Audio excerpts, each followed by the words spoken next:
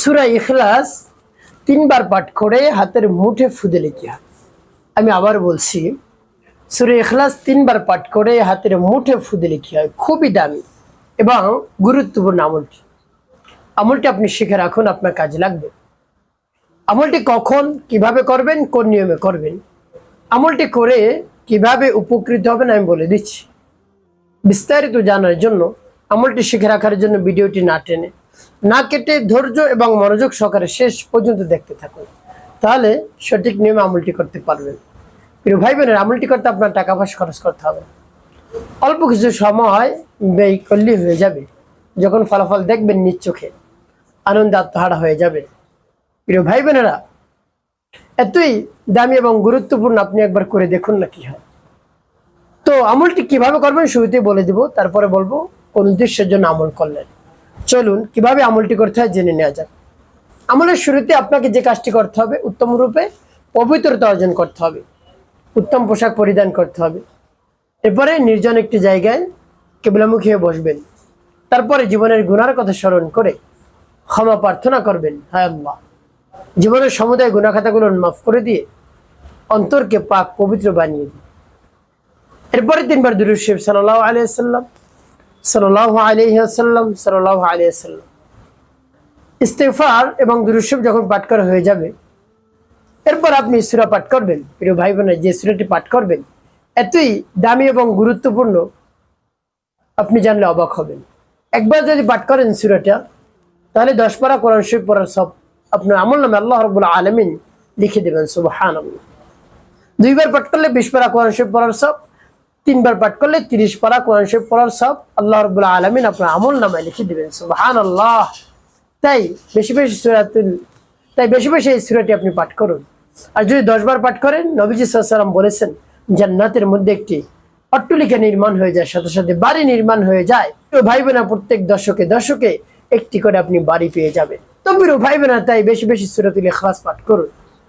আল্লাহর হাবিব সাল্লাল্লাহু আলাইহি ওয়াসাল্লাম বলেন, যদি কেউ সূরা ইখলাসকে ভালোবেসে থাকে, ভালোবেসে পড়ে থাকে, মুহাব্বত করে থাকে, তাহলে এই ভালোবাসার কারণে রব্বুল কারীম তাকে জান্নাত দান করবেন। সুবহানাল্লাহি ওয়া বিহামদিহি। তো এভাবে ইস্তিগফার দুরূদ শরীফ পাঠ করা হয়ে যাওয়ার পর সূরা পাঠ করবেন। পরবর্তী কি করবেন, কোন উদ্দেশ্যের জন্য আমলটি করলে আমি বলে দিচ্ছি। আগে সূরাটি বলে নিই। বিসমিল্লাহির রাহমানির রহিম। কুল হু আল্লাহু আহাদ, আল্লাহুস সামাদ, লাম ইয়ালিদ ওয়া লাম ইউলাদ, ওয়ালাম ইয়াকুল লাহু কুফুয়ান আহাদ। তো যখন পাঠ করে হয়ে যাবে হাতের মুঠে, তারপর আপনি আবারও পাঠ করবেন। বিসমিল্লাহির রাহমানির রহিম। কুল হু আল্লাহু আহাদ, আল্লাহুস সামাদ, লাম ইয়ালিদ ওয়া লাম ইউলাদ, ওয়ালাম ইয়াকুল লাহু কুফুয়ান আহাদ। পাঠ করে সমাপ্ত। তারপর আপনি মনে দরদ নিয়ে আবার পাঠ করবেন। বিসমিল্লাহির রাহমানির রহিম। কুল হু আল্লাহু আহাদ, আল্লাহুস সামাদ, লাম ইয়ালিদ ওয়া লাম ইউলাদ, ওয়ালাম ইয়াকুল লাহু কুফুয়ান আহাদ। পাঠ করে সমাপ্ত। প্রিয় ভাই, কতবার গুনি করে 3 বার পাঠ করে 3টি ফু। শেষে নবীজি সাল্লাল্লাহু আলাইহি ওয়াসাল্লাম মুহাব্বত নিয়ে, ভালোবাসা নিয়ে 5 বার দুরূদ ইব্রাহিম পাঠ করবেন। আল্লাহুম্মা সাল্লি আলা মুহাম্মাদ ওয়া আলা আলি মুহাম্মাদ কামা সাল্লাইতা আলা ইব্রাহিম ওয়া আলা আলি ইব্রাহিম ইন্নাকা হামিদুম মাজিদ। আল্লাহুম্মা বারিক আলা মুহাম্মাদ ওয়া আলা আলি মুহাম্মাদ কামা বারাকতা আলা ইব্রাহিম ওয়া আলা আলি ইব্রাহিম ইন্নাকা হামিদুম মাজিদ। আল্লাহুম্মা সাল্লি আলা মুহাম্মাদ ওয়া আলা আলি মুহাম্মাদ কামা সাল্লাইতা আলা ইব্রাহিম ওয়া আলা আলি ইব্রাহিম ইন্নাকা হামিদুম মাজিদ।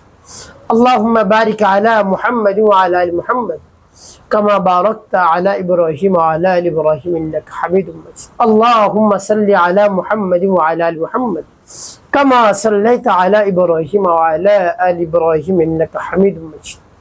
আল্লাহুম্মা বারিক আলা মুহাম্মাদ ওয়া আলা আলি মুহাম্মাদ كما باركت على إبراهيم وعلى آل إبراهيم إنك حميد مجيد اللهم صل على محمد وعلى آل محمد كما صليت على إبراهيم وعلى آل إبراهيم إنك حميد مجيد اللهم بارك على محمد وعلى آل محمد كما باركت على إبراهيم وعلى آل إبراهيم إنك حميد مجيد এভাবে যখন দুরূদ ইব্রাহিম পাঠ করা হয়ে যাবে দুটি ফু দিবেন।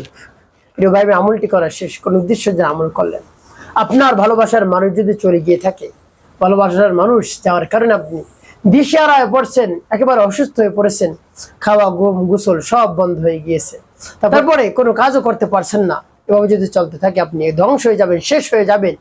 তো এমত অবস্থায় আপনি এভাবে আমল করুন পরিপূর্ণ বিশ্বাস এবং আস্থা নিয়ে, ভালোবাসার মানুষের নাম এবং তার মায়ের নাম দিয়ে, দেখবেন কাছে চলে আসছে, আপনাকে ছাড়া থাকতেই পারবে না।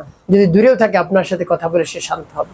তো এভাবে যদি স্বামী স্ত্রীর মধ্যে হয় দ্বন্দ্ব, মনোমালিন্য, ঝগড়াঝাটি, বা একই জায়গায় থাকি, একই স্থানে ঘুমায়, তাদের মধ্যে মিল নেই, মহাব্বত নেই, শুধু দূরত্ব আর দূরত্ব, কোনো কথাবার্তা হয় না। তো ভালোবাসা বৃদ্ধি করার জন্য এভাবে আমলটি করতে পারে।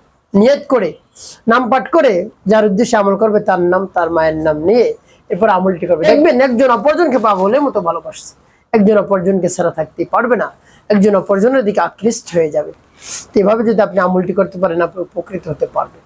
একটি কাজ আপনাকে করতে হবে, 5 ওয়াক্ত নামাজ অবশ্যই আদায় করতে হবে, মানুষের কল্যাণে খেদমতে কাজ করবেন, মিথ্যা কথা বলবেন না, তাহলে আপনার জীবন সুখময় হবে, শান্তিপূর্ণ হবে ইনশাআল্লাহ।